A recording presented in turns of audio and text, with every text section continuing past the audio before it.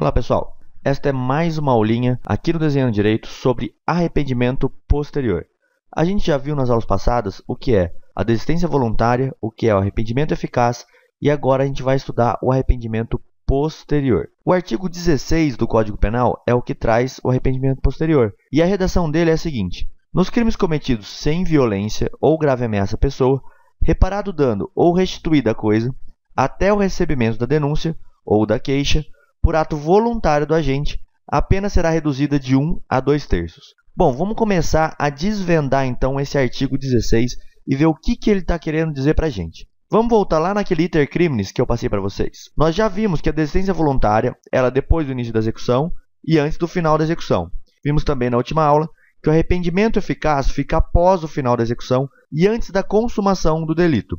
E a última coisa que nós conseguimos ver foi que o arrependimento posterior, que é o que a gente vai falar na nossa aula, ele vem depois aqui da consumação do delito e antes do recebimento do mesmo, ou seja, do recebimento da denúncia ou queixa. Bom, então o arrependimento posterior ele vai se localizar após a consumação, vamos prestar atenção nisso que é importante, e antes do recebimento.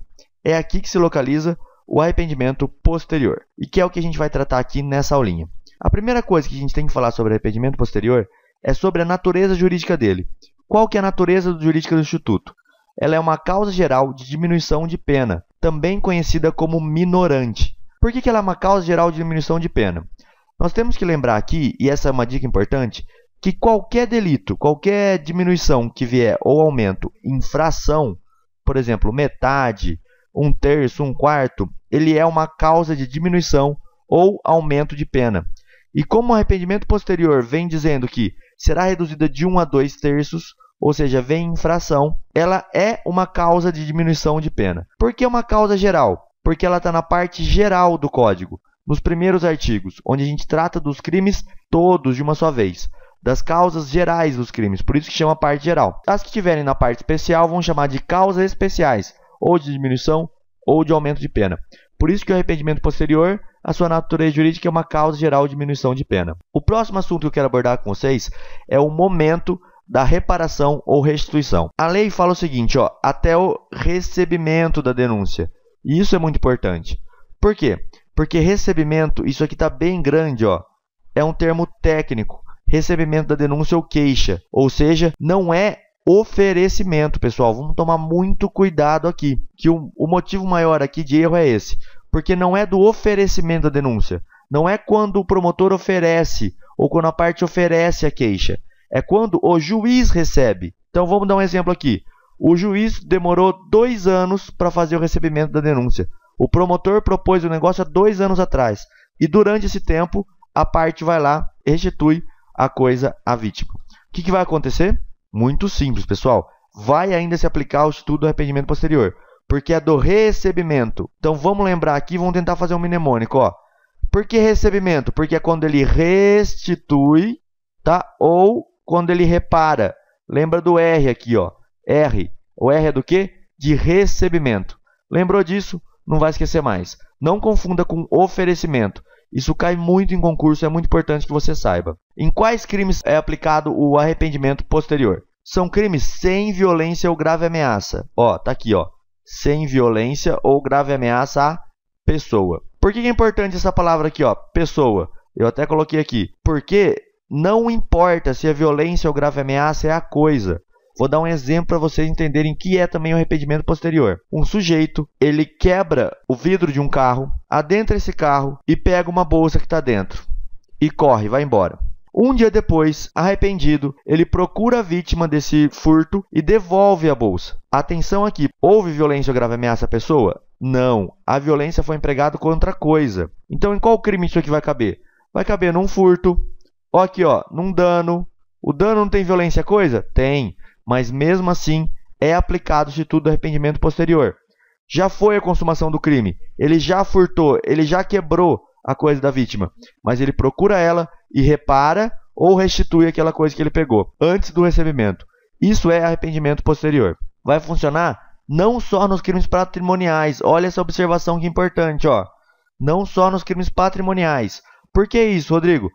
Porque em um crime que o dano for moral, por exemplo, e houver uma reparação do dano moral, o que vai acontecer? Também vai caber o instituto do arrependimento posterior. Nos crimes em que tiver dano moral, o que vai acontecer?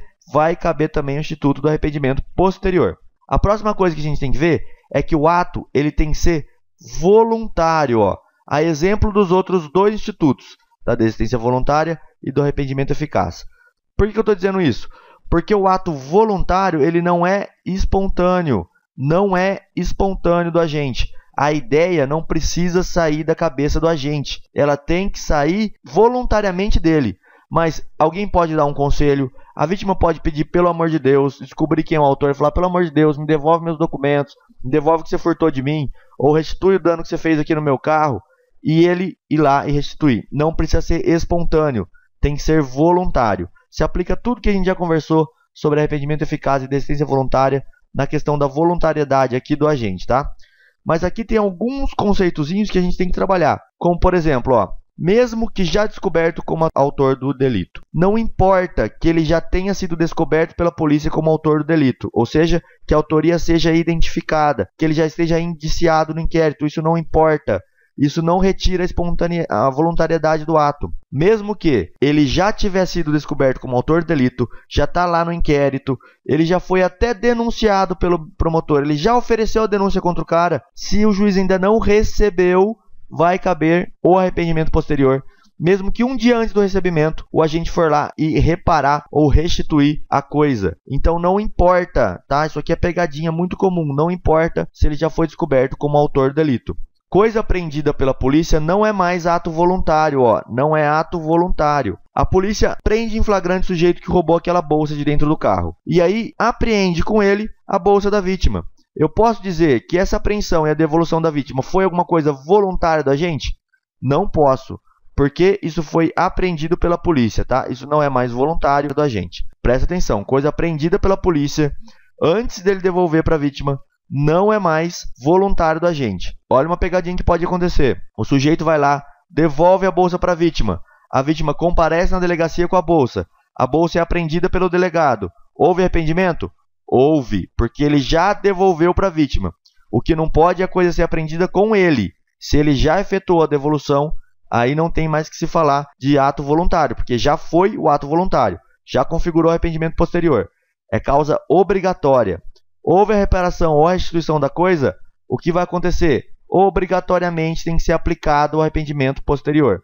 Não tem discricionariedade do juiz. Próximo item. Terceiro, pode reparar o dano ou restituir a coisa em nome do agente? Ou seja, o pai do agente vai lá e fala assim, vem cá minha filha, olha que está aqui tua bolsa, eu vim devolver em nome do fulano. Isso pode ocorrer? Aqui existem duas correntes. Cuidado, hein, pessoal? Cuidado com o concurso que está prestando. Se é OAB, defensoria, é um posicionamento mais favorável ao réu. Se é MP ou até para delegado, é um posicionamento contrário um pouco ao réu, tá? Por que eu estou dizendo isso? Vamos lá. Terceiro, pode restituir? Duas correntes óbvias, sim e não. Tem gente que entende que ele pode restituir em nome do réu, tem gente que não. E aqui ainda tem uma terceira situação. Tem gente que entende que ele pode restituir, o pai do réu poderia restituir só em caso de impossibilidade do réu. Vamos dizer que ele furtou a bolsa, foi para casa dele e lá teve um mal súbito e está internado, não consegue sair do hospital. Só que ele chama o pai dele, se arrepende e diz assim, pai, devolve essa bolsa para fulana que eu furtei dela. O que vai acontecer com esse sujeito? Até na ideia de quem é mais conservador, como MP e delegado, por exemplo, vai entender que pode haver restituição nesse caso, porque ele estava impossibilitado. Por isso que houve um terceiro. Agora, para um concurso mais garantista, como a defensoria, ou então como a OAB, o que vai acontecer aqui? Vai ser admitido que um terceiro repare o dano, porque você vai dizer que é em nome do réu. O que o artigo pede é que haja voluntariedade do agente e não pessoalidade. Não tem pessoalidade, não tem que ser pessoal, e sim voluntário. Olha que coisa legal. Então, se não tem que ser voluntário, um terceiro, em nome do réu, poderia devolver ou restituir a coisa. Se for para um concurso da magistratura, o que eu faço, Rodrigo? Fundamenta legal que eles vão aceitar qualquer uma das suas teses, desde que bem fundamentadas. A próxima coisa que a gente tem que conversar sobre arrependimento posterior. A reparação ou restituição ela tem que ser total, ou seja, não adianta ser parcial. Eu não posso furtar um videocassete e uma televisão e devolver só o videocassete. Eu tenho que devolver todo o produto que eu furtei. Porém, olha aqui, há uma observaçãozinha para vocês. O STF já admitiu a restituição parcial. E aí, quando admite a restituição parcial, o que acontece? Ó, a pena será reduzida de 1 a 2/3. Ele usa uma fração menor da redução. Ou seja, reduz, por exemplo, de 1/3, porque só devolveu metade das coisas. Esse daqui é um posicionamento do que o STF já admitiu. Não é uma jurisprudência majoritária. Na maioria das vezes não é admitido, tá? Então vamos ficar bem de olho nisso aqui. O próximo item que eu quero conversar com vocês são os critérios para redução. Quais são? Os critérios aqui, como que eu escolho? 1/3 ou 2/3. Um critério que eu falei para vocês, quando se admite a devolução parcial, é esse. Devolveu tudo, ganha mais diminuição. Devolveu só um pouquinho, ganha uma diminuição menor. Quais são os outros critérios que podem ser usados? Celeridade. Quanto mais próximo aqui, ó, da consumação for a devolução, mais vai acontecer a diminuição, ou seja, a diminuição maior vem aqui. Quanto mais perto do recebimento da denúncia for a devolução ou restituição do objeto, vai ser menor a redução, tá? Então, quanto mais perto da consumação, maior a redução. Quanto mais perto do recebimento, menor. Esse é um dos critérios que pode ser adotado. E a voluntariedade. O que isso quer dizer, Rodrigo? Isso quer dizer quanto mais verdadeiro for o ato do agente. Como assim? Bom, ele já foi pego e ele fala assim, eu só vou devolver isso aqui porque eu quero me beneficiar do arrependimento posterior. Eu quero ter uma reduçãozinha da pena. Bom, a voluntariedade dele aqui não está sendo um arrependimento propriamente dito. Ele está devolvendo para ter um benefício. Vai ser aplicado no Instituto? Sim, vai ser aplicado no Instituto. Porém, o juiz pode considerar isso como uma causa que merece uma diminuição menor do que aquele agente que se arrepende verdadeiramente e devolve a coisa. É um critério que dá para ser adotado aqui, tá? E a última coisinha que eu quero conversar com vocês nessa aula é sobre política criminal.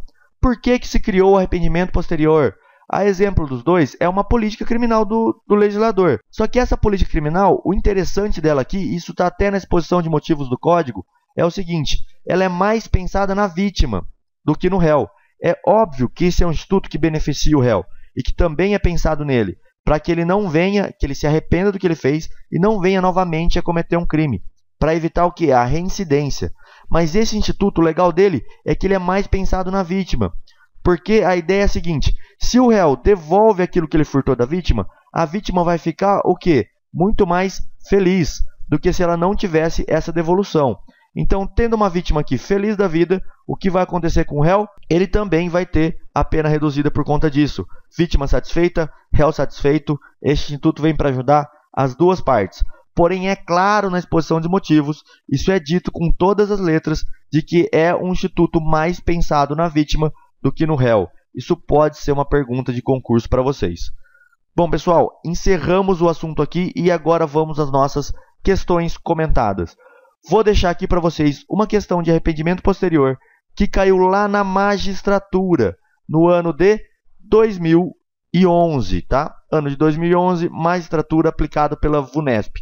Vou aconselhar que vocês deem um pausezinho aí na gravação, leia direitinho essa questão aqui, responda ela, porque logo em sequência eu vou deixar um outro vídeo para vocês com a resposta e a explicação se este instituto que a gente está estudando deu para resolver essa questão ou não deu. Muito obrigado, pessoal. Eu quero que vocês assistam também as outras aulas do canal. Tem várias aulas legais. Tem um bloco novo que a gente está inaugurando de procedimentos mnemônicos que eu vou deixar aqui para vocês, que são dicas rápidas de como a gente pode fixar e decorar mesmo uma matéria sem esquecer mais. Aquela diquinha que pode ser fatal na hora de responder uma outra questão. Vou deixar aqui para vocês essa primeira aulinha de procedimentos mnemônicos aqui no Desenhando Direito. Vou deixar também para vocês a nossa próxima aula. Quando ela estiver pronta, o link já vai estar disponível. É só clicar e assistir a aulinha. Vou deixar aqui, mais uma vez, o novo canal do professor Marlon, que chama Penal é Legal. É um canal super bacana, que tem várias questões comentadas, tem aulinha de direito penal, tem várias formas de você aprender diferente, como paródias jurídicas. É um canal que compensa você ir lá e dar uma olhadinha. Bom, quem gostou do vídeo, dá um joinha aí, compartilha o vídeo, porque quanto mais pessoas assistirem a aula, mais empolgado a gente fica para fazer não só as aulinhas, como também convidar outros professores e crescer com o Desenhando Direito. Como ele é um projeto gratuito para vocês, o que atrai os professores para dar mais aulas para vocês são os compartilhamentos do vídeo. Então, quem puder, compartilha. Muito obrigado e até a próxima!